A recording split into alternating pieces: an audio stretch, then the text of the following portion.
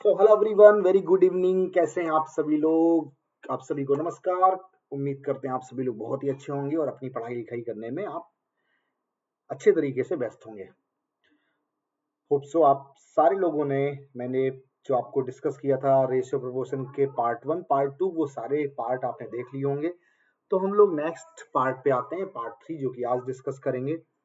लेकिन उसके पहले एक चीज आपसे कहनी है कि आप लोग प्लीज जब वीडियो देखते हैं तो कमेंट जरूर किया करें आफ्टर द सेशन। उसी वीडियो में नीचे आप कमेंट करेंगे, मुझे पता चलेगा कि हाँ, आप सारे लोग बहुत एक्टिवली पार्टिसिपेट कर रहे हैं मेरे साथ, क्योंकि मैं आप सभी के लिए स्पेशली टाइम निकाल कर ये सारे सेशन रिकॉर्ड करता हूँ। सो आज जो हम लोग पार्ट 3 डिस्कस करेंगे, उसमें एक सवाल मैंने आपको दिया था लास्ट टाइम, होमवर्क।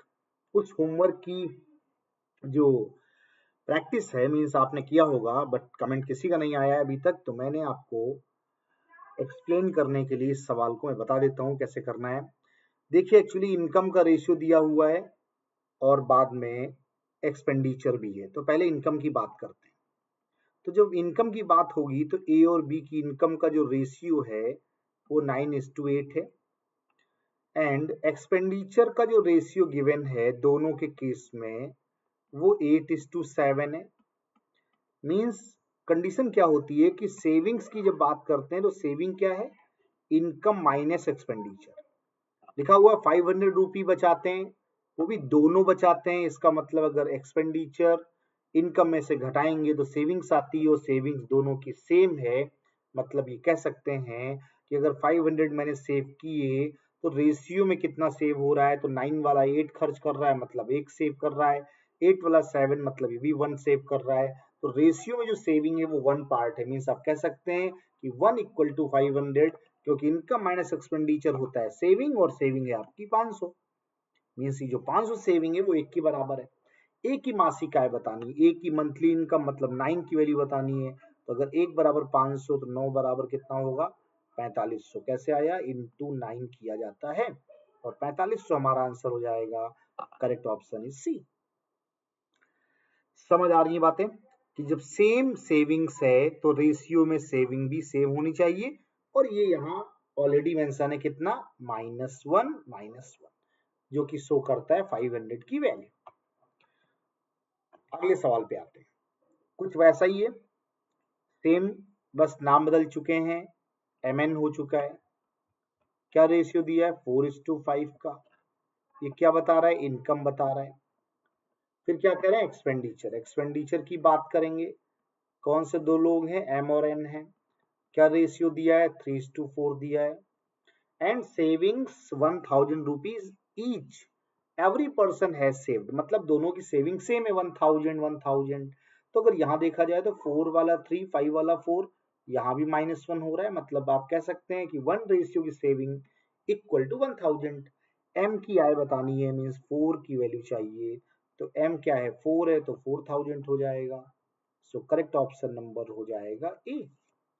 तो सेम सवाल, data change, process same. Clear everyone? बिल्कुल क्लियर होगा।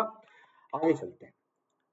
कुछ वैसा ही है, लेकिन अब क्या करना है वो आप समझिएगा। ए और बी दो पर्सन है, इनकम का रेशियो ऑलरेडी दिया है 3:4। अच्छी बात है, 3:4 लिख लेते हैं। सेविंग्स आती है एक्सपेंडिचर के बाद, तो एक्सपेंडिचर कितना दिया है ए और बी का? तो एक्सपेंडिचर का रेशियो दिया है 7:10, एंड ही सेव 2500 ईच। इसका मतलब दोनों का जो डिफरेंस है वो 2500 है, इनकम माइनस एक्सपेंडिचर। लेकिन क्या यहाँ इनकम माइनस एक्सपेंडिचर सेम है? नहीं। पहली बात तो इनकम की value always greater than expenditure. भाई इनकम ज्यादा होगी एक्सपेंडिचर से तभी तो सेविंग्स होगी। इनकम है कम, यहाँ एक्सपेंडिचर है ज्यादा, जो कि हो नहीं सकता। दूसरा, चेंज आपको इक्वल मिलना चाहिए, वो भी नहीं है। तो उसका तरीका क्या बताया था मैंने लास्ट टाइम कि 7:10 में अगर डिफरेंस 3 का है तो मल्टीप्लाई 3 यहाँ कर दें। 3:4 में डिफरेंस अगर 1 का है तो मल्टीप्लाई 1 नीचे कर दें। इससे जो नया रेशियो आएगा वो 3 3 या 9, 3 4 या 12 होगा, और ये 7:10 ही रहेगा। अब आप इसको भूल जाएं। अब देखिए 9:7, 12:10, मतलब दोनों में -2 हो रहा है कि नहीं? मीन्स कह सकते हैं कि जो 2500 सेविंग है वो दो रेशियो की वैल्यू है। 2 ratio is equal to 2500। So 1 is equal to what? तो 2500 बाई 2 करेंगे, सो 1250 आ जाएगा। ये तो हो गया 1 की वैल्यू। पूछा क्या है, बी की आय बताएं, तो बी की इनकम का मतलब है 12 पार्ट बताना है। सो 12 से मल्टीप्लाई कर देंगे तो 12 की वैल्यू आ जाएगी। तो कितना हो गया, 0 12 पंचे 60, 12 12 144 और 6 150। सो करेक्ट आंसर होगा 15,000 and option number is B.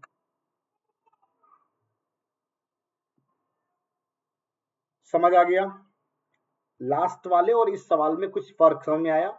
पहले क्या था कि आप इनकम में एक्सपेंडिचर घटाते थे, रेशियो में सेम आता था, 1 1 2 2 जो भी है सेम है। यहाँ ऐसा नहीं है, यहाँ मैंने सेम किया है। कैसे किया है, नीचे वाला जो डिफरेंस है 7 और 10 में 3 का, वो ऊपर गुणा किया है। ऊपर जो डिफरेंस है 3 और 4 में 1 का, वो नीचे गुणा किया है। और ऐसा करने पे जो नया रेशियो आया है वो 2 2 का आ चुका है। तो कह सकते हैं कि 2 की वैल्यू 2500, 1 की 2500 बाई 2 1250।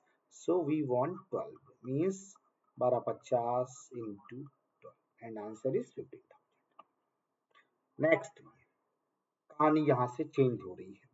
अभी तक जो भी आप रेशियो देख रहे थे वो दो वाले थे, वो चाहे इनकम एक्सपेंडिचर हो, चाहे बॉयज गर्ल्स हो, चाहे मिल्क वाटर हो, या 2 नंबर्स हो, सारी बातें दो में ही की जा रही थी। अब यहाँ से फिर टाइप चेंज हो रहा है। सवाल को पहले पढ़ लीजिए। The number of student in 3 classes are in the ratio 2:3:5। If 40 students are increased in each class, the ratio changes to this one, 4:5:7. Originally the total number of student was, देखिए condition ये है कि जो first information है वो 2 3 5 की है, and जो नेक्स्ट इंफॉर्मेशन है वो 4 5 एंड 7 की है। आपको पता है कि 3 क्लासेस हैं, कंडीशन या लेट कर लेते हैं C1 C2 C3, C1 C2 C3, और आपको लिखा हुआ है 40 student increased in each class. Means हम कह सकते हैं कि चेंज क्या है 40 का, किसमें, सम में। तो क्या सम में ये चेंज इक्वल है, 2 से 4 कितना +2, 3 से 5 कितना +2, 5 से 7 कितना +2। इसका मतलब है कि जो 40 का चेंज है वो किसके बराबर है, 2 पार्ट की वैल्यू। तो 1 की वैल्यू क्या होगी 20। प्रारंभ में कुल कितने बच्चे थे, मतलब C1 C2 C3 मिला के, तो 2 3 5 5 10, तो 1 बराबर 20, तो 10 बराबर क्या होगा 20 इंटू 10 मतलब 200। So right option is C. Clear? तो सेम केस है, बस 2 से 3 पे आ गए, और क्या देखा गया कि चेंज सेम होना चाहिए, और यहाँ वो चेंज सेम दिया है ऑटोमेटिक, क्योंकि 2 + 2 3 + 2 5 + 2 राइट। नेक्स्ट वन तो वैसा ही देखने में, लेकिन थोड़ा सा चेंज है। क्या चेंज है समझिएगा। 3 classes as it is, C1 C2 C3 मान लेते हैं। Ratio given is 2:5:8 right. When increased in 40 student in each class, 40 40 40, मैंने नंबर भी चेंज नहीं किया, 40 रखा है, बट रेशियो बिकम्स 3:5:7। अब आपको कुछ नयापन लग रहा होगा।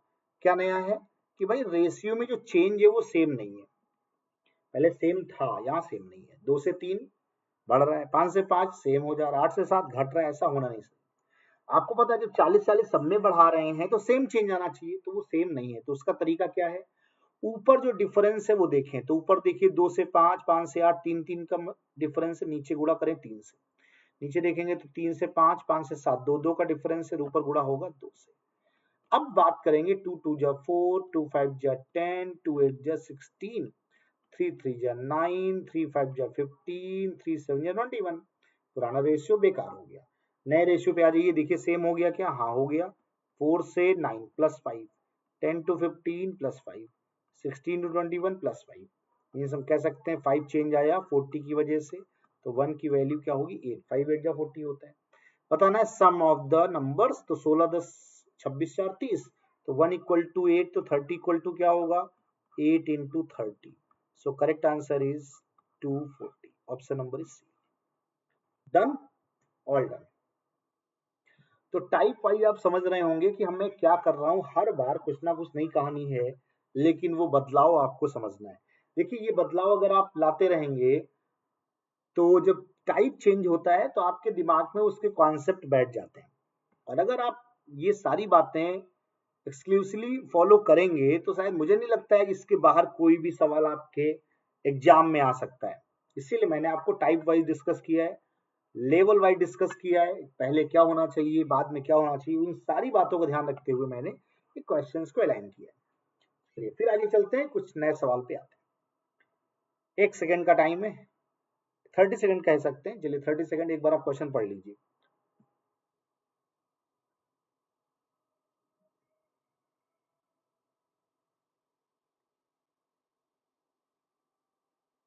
पढ़ लिया? क्या लिखा हुआ है?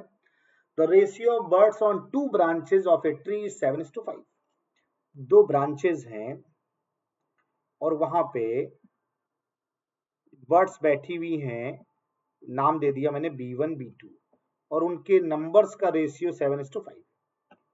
कंडीशन क्या है कि when 16 birds from the first branch fly to the second branch, means first branch से उड़कर सेकेंड ब्रांच पे आ गई 16 बर्ड्स, मतलब पहले से उड़ी और दूसरे में बैठ गई। मतलब आप कह सकते हैं कि पहले ब्रांच में माइनस होंगी, अगली ब्रांच में प्लस होंगी। Then new ratio becomes 1:1। अब जरा बताइए इसमें क्या कॉन्सेप्ट आप लगाएंगे? आप बेसिक से करेंगे तो आपकी कहानी क्या है, आप कहेंगे सर ये 7x है, ये 5x है, यहाँ 16 कम कर देंगे, यहाँ 16 प्लस कर देंगे, is equal to 1/1, cross multiply करेंगे, x की वैल्यू आएगी। ये सब बेसिक बातें हैं, ये आप जानते हैं, ऐसा मेरा मानना है। लेकिन मैं आपको क्या समझा रहा हूँ, आपको समझा रहा हूँ विदाउट एक्स।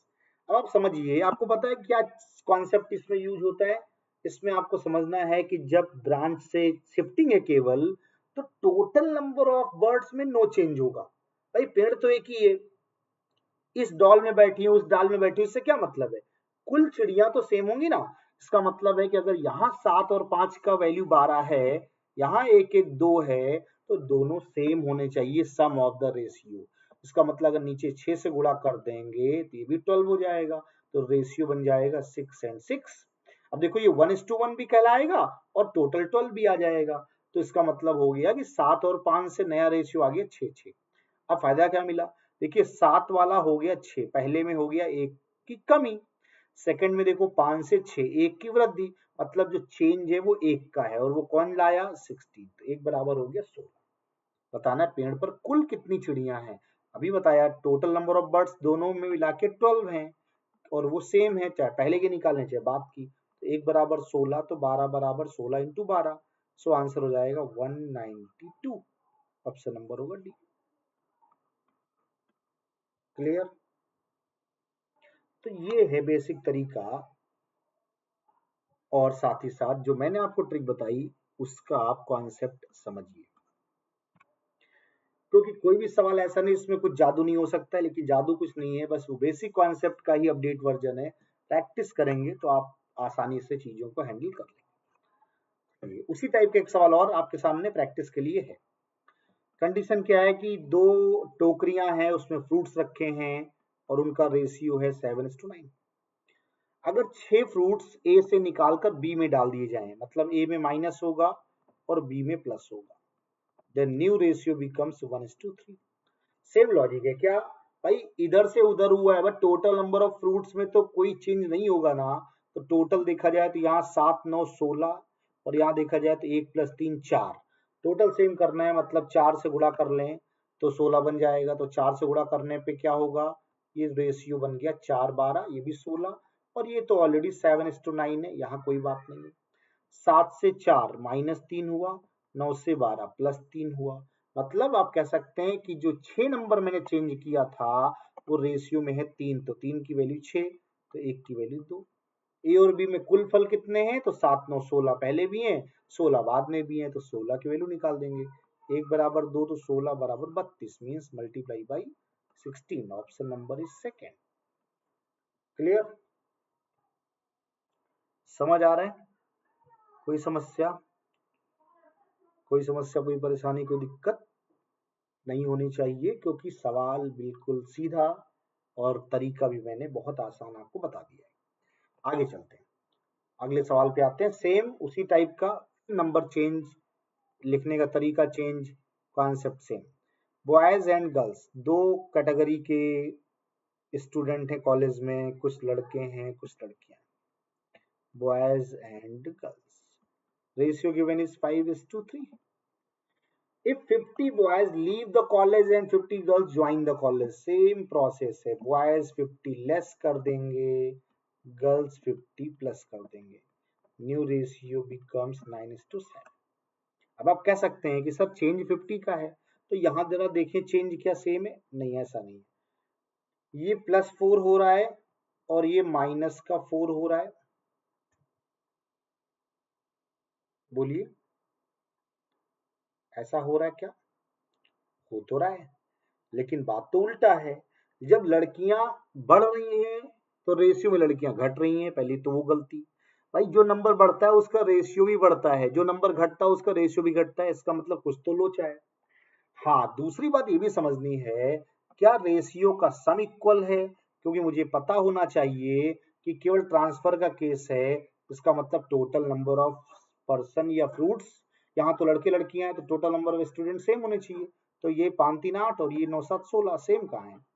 ऊपर 2 से गुणा कर दीजिए तो 16 हो जाएगा, मतलब ये 10 और 6 हो गया कि नहीं, और ये 9 7 ही रहेगा कि नहीं।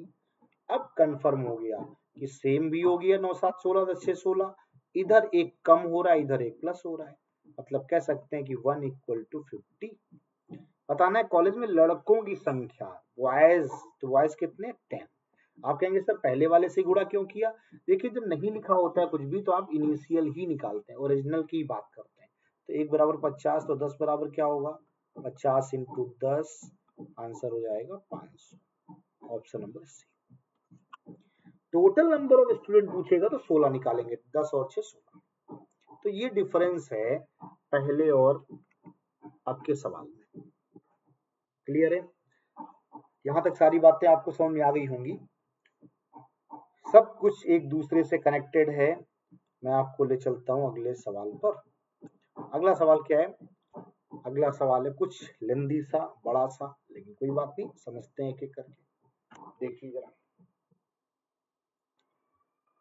पहले इस पूरे सवाल को एक बार पढ़ लीजिए इत्मीनान से।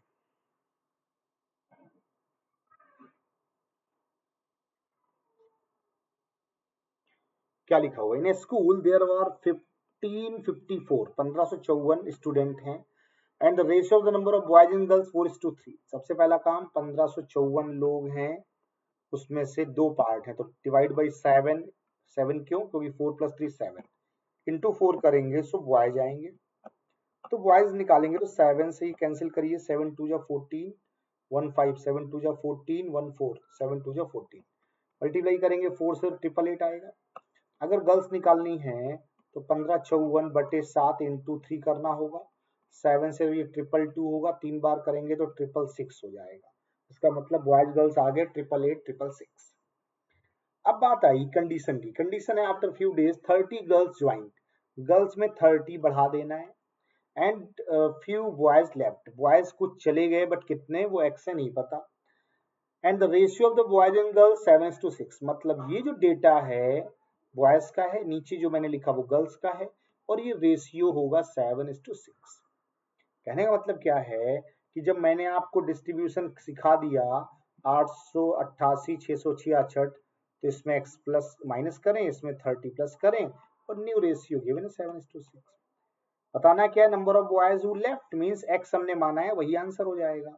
अच्छा, अब मेन मुद्दा क्या, x निकालें कैसे? तो चाहे तो ऑप्शन से वैल्यू उठा के चेक कर लें, या क्रॉस मल्टीप्लाई करेंगे, x की वैल्यू आ जाएगी, तो 6 से पहले गुणा कर लेते हैं, ये हो जाएगा 6 48, 6 48 4 52, 6 48 5 53, माइनस का 6x।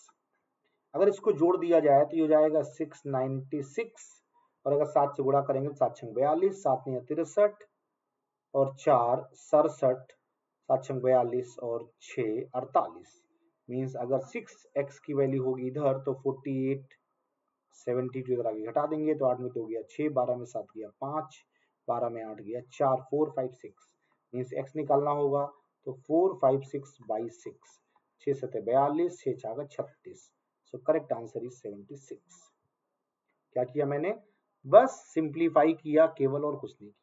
लड़के लड़कियां डिसाइड किया, लड़कों में x कम किया, लड़कियों में जोड़ दिया 30, और इज इक्वल टू कर दिया 7/6।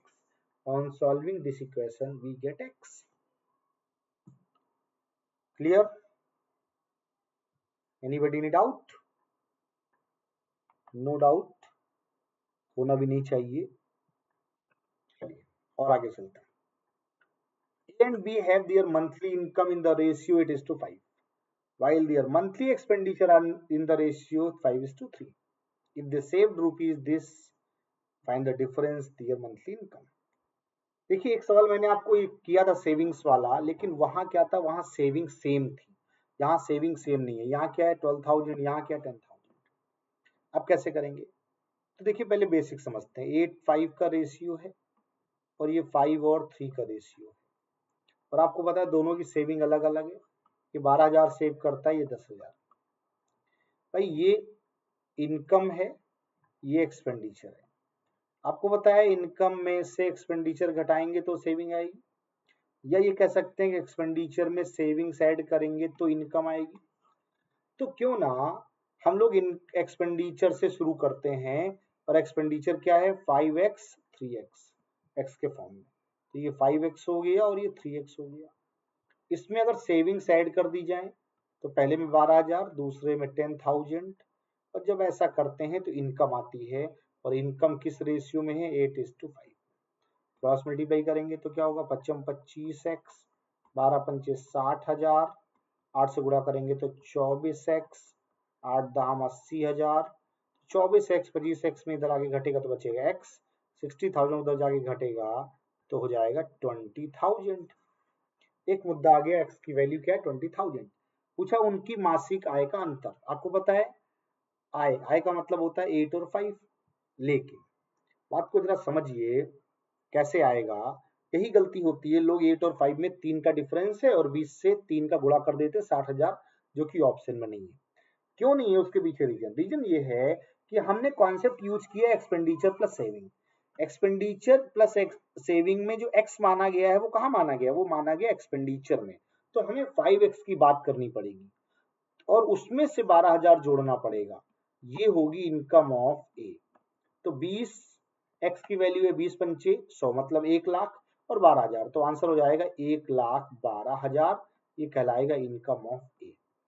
ऐसे अगर हम इनकम ऑफ बी की बात करें तो 3x प्लस 10,000, तो 20 3 गुना करेंगे 60,000, 10 रखेंगे जोड़ेंगे मतलब 70,000 ये हो जाएगा।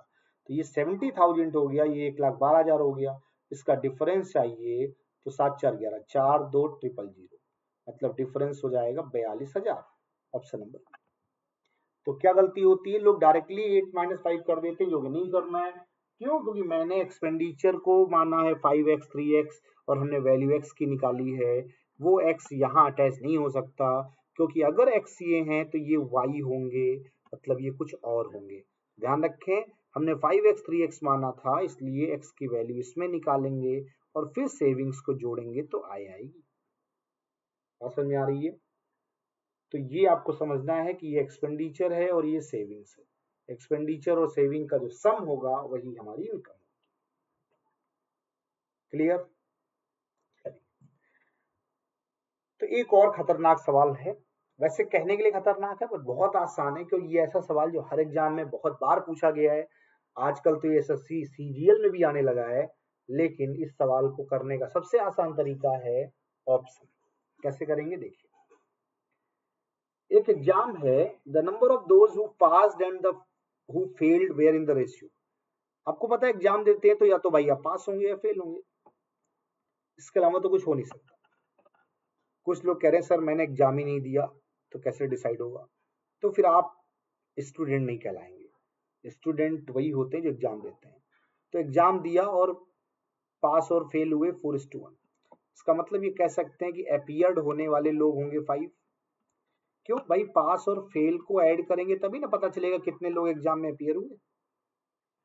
अब कंडीशन ये है कि 35 लेस अपीयर्ड। अगर हम लेस अपीयर्ड होते हैं 35, अपीयर होने वालों में 35 की संख्या घटा दी जाए एंड फेल होने वाले 9 बढ़ा दिए जाएं, ये जो फेल होने वाला डेटा इसमें 9 प्लस हो जाए, then ratio of student who passed and who failed is 2:1। Means जो न्यू रेशियो बनेगा वो पास और फेल का होगा, और वो 2:1 है। इसका मतलब ये 2 और ये 1 है, पास और फेल। अब देखिए ऐसे सवाल को ऑप्शन से करेंगे सबसे अच्छा होगा। क्यों अच्छा होगा? पूछा है कुल विद्यार्थी कितने थे, परीक्षार्थी हु अपीयर्ड, अपीयर्ड का मतलब ये 5 पार्ट। तो ये तो मुझे पता है कि 4 लोग पास हुए, फेल हुए तो अपीयर 5 होंगे। इसका मतलब ये भी कंफर्म हो गया कि जो आंसर आएगा वो 5 के मल्टीपल में होगा। तो चलिए शुरू करते हैं पहले ऑप्शन से, और पहला ऑप्शन 155 है। मीन्स आप कहना चाहते हैं कि जो 5 की वैल्यू है वो सर 155 है। अगर आप 5 को 155 मानते हैं तो एक बराबर क्या होगा, 155 बटे 5, मतलब ये 31 आएगा कि नहीं। अगर हम 4 की वैल्यू निकालेंगे तो 31 इंटू 4 करेंगे तो 4 एकम 4, 4 तियां 12, 124 आएगा कि नहीं। मतलब अगर हम इसको 155 मान लेते हैं ऑप्शन से, तो 4 की वैल्यू जो पास हुए वो 124 हो जाएंगे, तो फेल होने वाले 31 होंगे, क्योंकि एक बराबर 31 निकाल चुके हैं और एक क्या है, फेल है। 4 क्या है, पास है, 5 क्या है, पीआर। अब आप कह रहे हैं कि अगर 5 जो अपीयर 155 माने गए उसमें 35 कम कर दीजिए, तो 35 कम करने का मतलब ये 120 होगा कि नहीं। फेल होने वाले 9 बढ़ा दीजिए, फेल होने वाले 31 थे, अब हो जाएंगे 40। 120 में 40 फेल हुए तो पास 80 हुए कि नहीं, और 80 40 में जो रेशियो आना चाहिए वो 2:1 आ रहा है कि नहीं। इसका मतलब पहला ऑप्शन ही हमारा सही हो गया। अगर ऐसा नहीं होता तो मैं सेकंड थर्ड फोर्थ भी चेक करता, बट मुझे समझाना था, इसलिए पहला ऑप्शन ही आंसर है और बिल्कुल सही तरीके से। तो क्या किया मैंने, समझ में आया।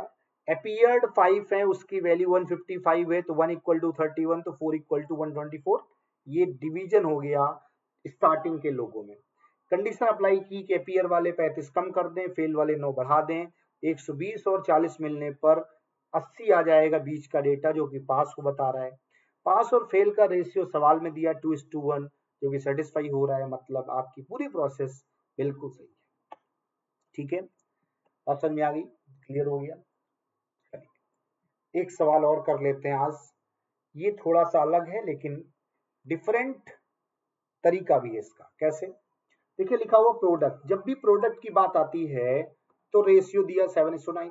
अगर हम यहाँ 7x कहेंगे तो 9x कहेंगे। आप कहेंगे सर प्रोडक्ट में x क्यों मान लिया, क्योंकि 7 9 या अगर 63 डायरेक्टली कहेंगे तो वो 63 नंबर नहीं होगा, 63 रेशियो होगा, और रेशियो में 7:9 दोनों में x है, तो फिर वो x स्क्वायर का फॉर्म बन जाएगा। इसीलिए x के फॉर्म में लिखकर समझा रहे हैं कि प्रोडक्ट है 1575। गुणा करेंगे तो 63x नहीं होगा, 63x स्क्वायर होगा। तो इस x स्क्वायर की बात को आप समझें, तो जब x स्क्वायर निकालेंगे तो आप कहेंगे 1575 बटे 63। अब जरा बताइए, क्या 3 से कटेगा, तो बिल्कुल 3 से 21 बार, 3 से हो जाएगा 3 5 15, 3 2 6, 3 5 15। क्या 21 से डायरेक्टली काट दिया जाए, काट सकते हैं। 21 का डबल 42, 10 और 5 मतलब 105, 21 पंचे 105, मतलब सीधा सीधा एक्स स्क्वायर की वैल्यू मिल गई 25। तो आप कह पाएंगे एक्स की वैल्यू सर होगी 5। बताना बड़ी संख्या, बड़ी संख्या का मतलब 9x, तो 9 5 जा 45, लार्जर नंबर 9x, 9 5 जा 45। So correct option is C. अब आप कहेंगे सर डायरेक्ट क्यों नहीं कर सकते थे, तो आपको पता चल गया होगा क्योंकि ये एक्स स्क्वायर का फॉर्म है। अगर आप कभी डायरेक्ट लिखना चाहें तो आप कह सकते हैं कि सर ये 7 9 जा 63 है, मतलब 63 की वैल्यू 1575 है। लेकिन ध्यान रखें, जब एक बराबर निकालेंगे तो 1575 बटे 63 आएगा, लेकिन बाद में उसका रूट निकालना पड़ेगा, क्योंकि प्रोडक्ट के केस में नंबर हो जाएगा स्क्वायर में, और स्क्वायर अगर हटता है तो राइट में आता है इसका रूट। ठीक है, तो इस तरीके से आप इसमें x मान के समझ लीजिए और वो वैल्यू आपको मिल जाएगी। क्लियर, चलिए तो यहां से आपको मैं नेक्स्ट पार्ट में डिस्कस करूंगा। ये सवाल आपकी प्रैक्टिस के लिए है, क्योंकि अभी मैंने बहुत सारे सवालों में डिस्ट्रीब्यूशन किया है। देखते हैं कितने लोग इस सवाल का आंसर कमेंट बॉक्स में देंगे। So thank you so much. उम्मीद करते हैं कि ये सेशन बहुत ही आपको अच्छा लगा होगा और सारी बातें बहुत आसानी से क्लियर हो गई होंगी। सो बिल्कुल थैंक यू सो मच, आप सभी का शुक्रिया। लाइक शेयर करना मत भूलिएगा। अगर आप फर्स्ट टाइम ज्वाइन कर रहे हैं मेरे साथ तो बिल्कुल चैनल सब्सक्राइब कीजिए। So keep learning, happy learning, bye bye, take care.